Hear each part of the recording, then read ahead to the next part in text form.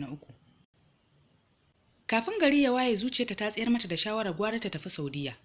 Don haka gari na wayewa Laraba misalin karfe 11 na safe Umaimu ta fito.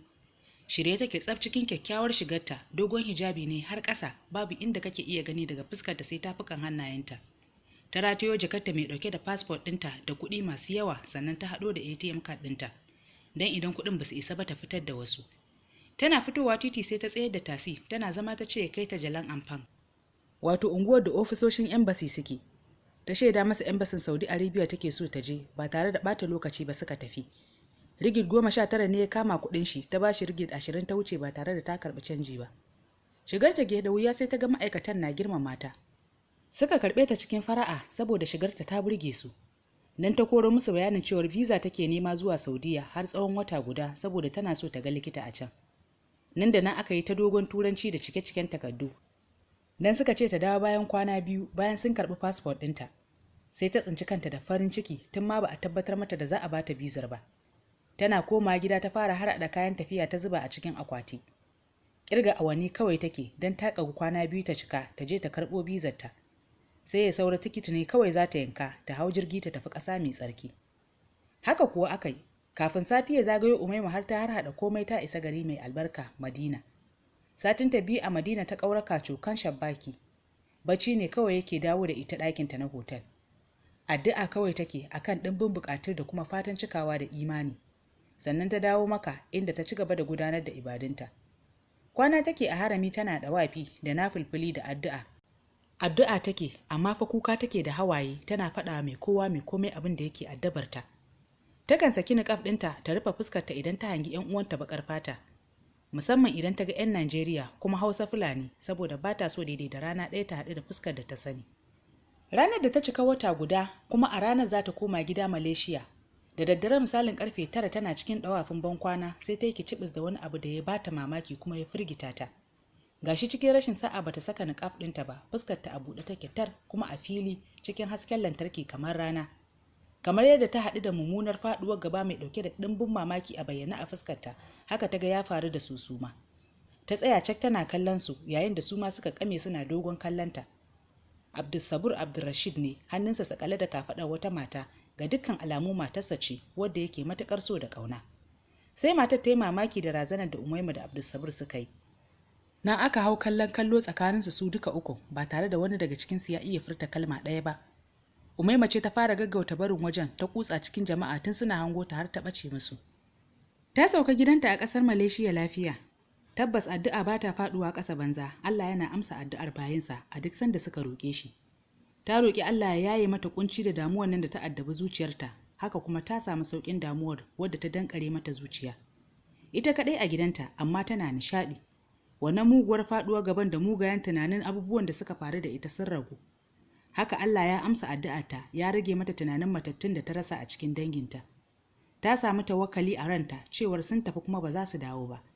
Ta yi tawakkali cewar 'yan uwanta, jinin jikinta, masoyanta na haƙiƙa ta rabu da su har abada.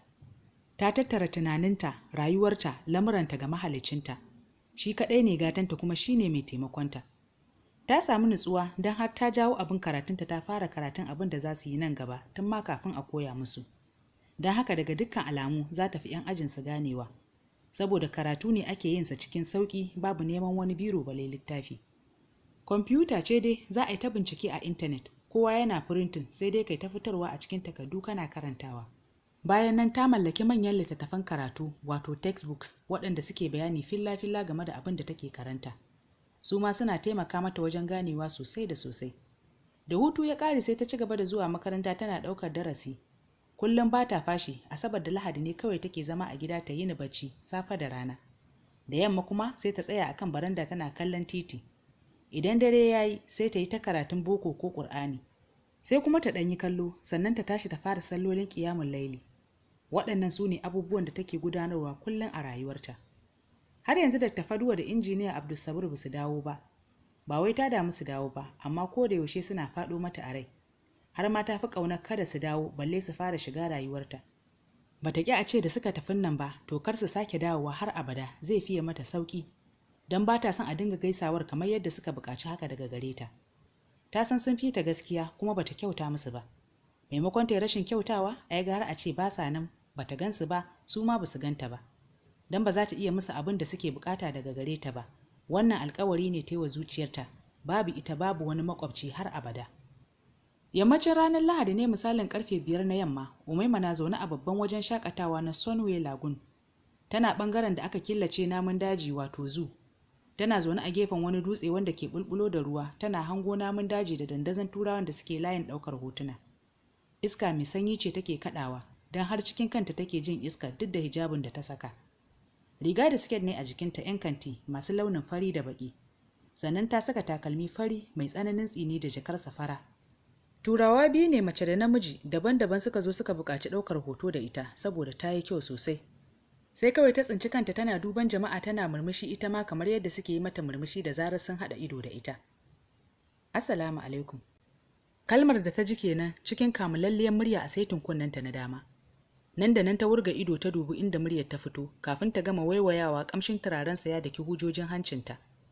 Ko ba a faɗa mata ba, ta san kamshin wannan dizainin turaren ne Dolce Gabbana. Ta ɗago ido da sauri ta dubi kyakkyawan surar jikinsa.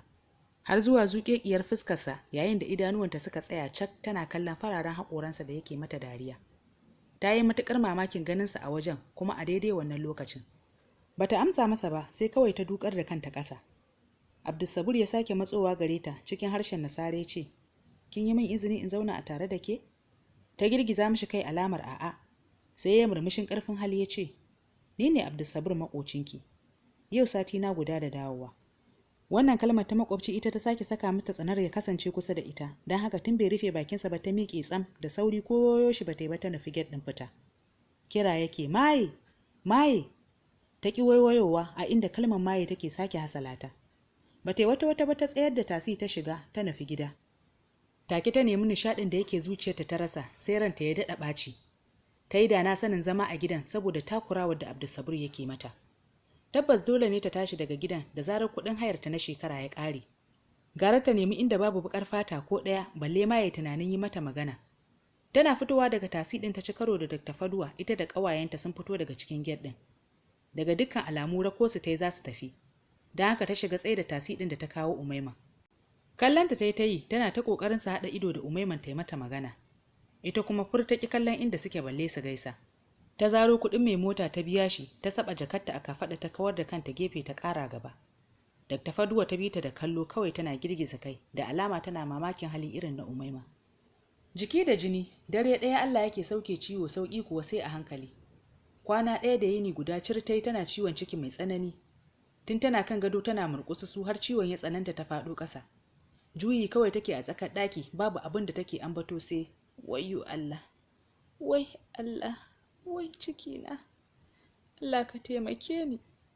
Idan ciwon ya ɗan lafa kaɗan sai ta rufe ido ta fara ɗan bacci can sai ya dawo. Haka zai sake turnike ta, ta yi firgigit ta tashi tana ƙwalla kiran sunan Allah tana neman agajinsa. Allahu akbar, shi kaɗai ne mai yaye ciwo a duk sanda ya so. Addu'a take, kuka take, murƙususu take yi ita kaɗai amma ciwon bai ɗauke ba. Gashi ta kasa tashi zaune ma balle ta tashi tsaye ta yi tafiya. Tun cikin dare Abdulsabur yake ta kasa kunne yana sake saurarawa. Shi dai kamar daga ɗakin yarinya na yana jin ihu ana ta kiran Allah Allah. Don haka a zaune ya kwana. Idan aka jima sai ya tashi ya buɗe windo ya leƙa ta gidanta bai ga kowa ba. Kuma bai daina jiyo ƙarar da yake ta ji ba. Ya buɗe baranda ya fito ya tsaya yana ta sauraro. Tabbas ihun mace ne kuma daga saitinta yake fitowa. Tabbas yau ba lafiya akwai matsala. To amma ya za a yi sani? Ta ya zai iya taimakonta? Kwana yayi da yini yana zillimi daga ƙarshe ya sako benen su kofar gidanta ya tsaya. Ya tabbatar ta ciki aka datse kuma ihun take yi sosai yana jiyo ta. Sai kamar zai buga mata kofa sai ya tuno sakon jan kunnen da ta bayar a bashi. Dan haka sai ya fasa. Ya juya zai koma gida sai ya ji ba zai iya ba, ya sako gidan Dr. Faduwa. Yayi sa'a kuwa kofar ta a buɗe take dan ita mace ce mai jama'a. Ta yi baki wasu mata guda biyu 'yan Indiya suna ta hira. A yadda ta ganshi ta san babu lafiya saboda baya walwala. Nan ta shiga tambayarsa ko lafiya? Ya yi murmushin ƙarfin hali sannan ya gaishe ta da ƙawayenta sannan ya roƙe ta da ta fito waje su yi magana. Ta biyo shi a gigice yayin da zuciyarta take ta kaɗawa don fargaba abin da zai faɗa mata. Cikin zumuɗi take tambayarsa. Lafiya? Ya girgiza mata kai. Magana yake cikin marairaicewar murya. Faduwa ki yi haƙuri. Ki taimaka min, ki taimaka wa addininki, ki yi don Allah don bin sunnar manzon Allah sallallahu alaihi wasallam, ki yi don haƙƙin makwabtaka. Sai ta dafe kirji ta fara hawaye nan da nan ta rikice, dama ku mai saurin gigicewa ce. Nan da nan larabci ya hautsi ne bakinta, ta manta Abdulsabur ma baya jin larabci. Inna lillahi wa inna ilaihi raji'un. Abdulsabur ishfi. Girgiza kai yayi yana magana da harshen turanci. Ki yi min turanci don na fahimce ki, kuma ki kwantar da hankalinki. Ba wani abu bane, illa matsala ce ta faru ga makociyarmu. Waccan yarinyar ta hawa 19, ina ga kwana ta ba ta da lafiya. Ina jin ta kasa tashi ta buɗe ƙofa ne, kuma ina tsoron ta mutu a cikin gida ita kaɗai don ba ta da lafiya sosai. Murtuke fuska da tafaduwa ta yi tare da matsa masa harara. Ta taɓe baki yayin da ta yi saurin goge hawayenta wanda ya ciko mata ido. Sai da ta murje idanuwanta sosai sannan ta dube shi ta ce, tun da nake a rayuwata ban taɓa ganin mutum mai laushi da rashin zuciya irin ka ba. Haka tun da nake ban taɓa ganin mutum mai tauri da bakar zuciya irin waccan yarinyar ba. Fitsararriya ce kuma mara kunya, wacce bata san mutuncin mutane ba, mai bakar aniya. Ko a cikin satin nan na haɗu da ita a bakin gate ta harare ni da 'yan uwana ta wuce. To ni kuwa me zan yi da ita? Shawara ta ƙarshe da zan baka Abdulsabur shine ka koma gidanka ka shiga ka rufe, abin da babu ruwanka daɗin kallo ne da shi. Idan ta mutu ta riɓe ta yi wari, masu gadi suka gaji da warin za su ɓalla gidan su ɗauke ta su binne. Idan tana da 'yan uwa a sanar musu. Balantana ma ba ta da 'yan uwa ko ƙawa balle saurayi saboda baƙin halinta. Ni dai kaga shiga ta gida ina da abin yi, ba zan ƙare a wannan yarinyar ba. Ta juya a fusace ta shigewar ta gida. Sauri yayye ta gabanta yana magiya cikin wata marainiyar murya mai tafa da tsananin damuwa. Magiya yake da tausasa lafazi. Faduwa ki taimako. Ki yi don Allah ba don ni ba, ba don ita ba kuma don halinta ba. Ki yi don cika haƙƙin makwabtaka. Kina da ilimi, kin san yadda Ubangiji Allah subhanahu wata'ala ya magana a Ƙur'ani mai girma akan haƙƙin makwabci akan makwabcinsa. Manzon Allah sallallahu alaihi wasallam ya ce, a lokacin da mala'ika Jibrilu yake isar masa da wahayi akan haƙƙin makwabci akan makwabcinsa, cewa yayi zaton za a ce makwabci zai iya gadon makwabcinsa. Allah shine As-Sabur, ma'ana mahaƙurci. Na kasance Abdulsabur, bawan Allah mai yawan haƙuri. Ba na rama tsiya da tsiya, sai dai na rama da alkhairi. Ba na fushi saboda darajar sunana. Faduwa yarinyar nan tana da haƙƙi a kanmu a matsayinta na musulma kuma makwabciyarmu. Mu cika haƙƙin da ya rataya a kanmu ko da ita ba za ta iya hakan ba. Zai yiwu jahilci ne yake damunta, rashin sani ko kuma wani dalili nata na daban. Yarinta ke damunta amma ba za mu biye mata ba. Don tana cikin halin wuya, ciwo mai tsanani take fama da shi tun dare bata rintsa ba, don ina jiyo rakinta.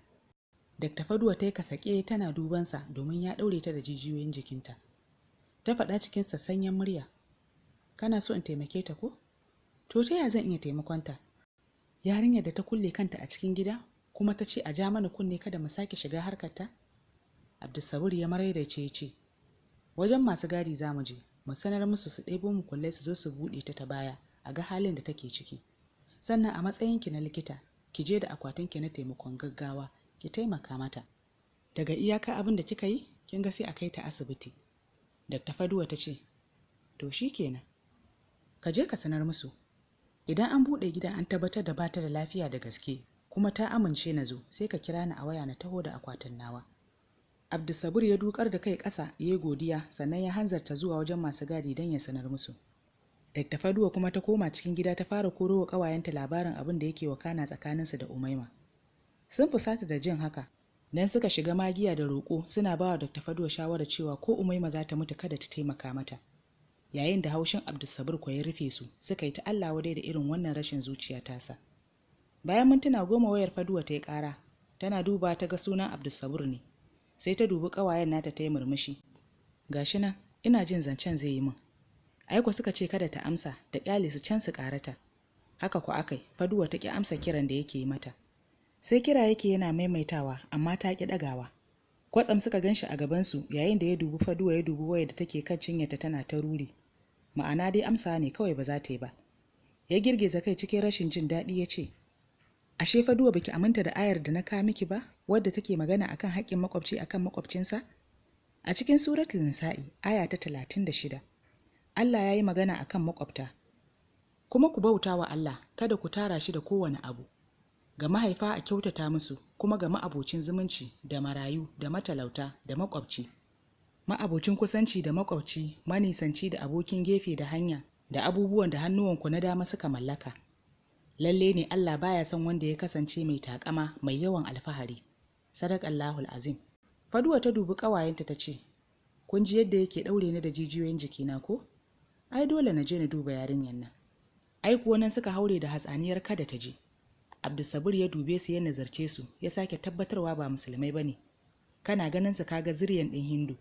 Ya juya ya dubi Faduwa cike da takaici ya ce, har zaki tsaya kina sauraron ahlul kitabi waɗanda ba musulmai ba?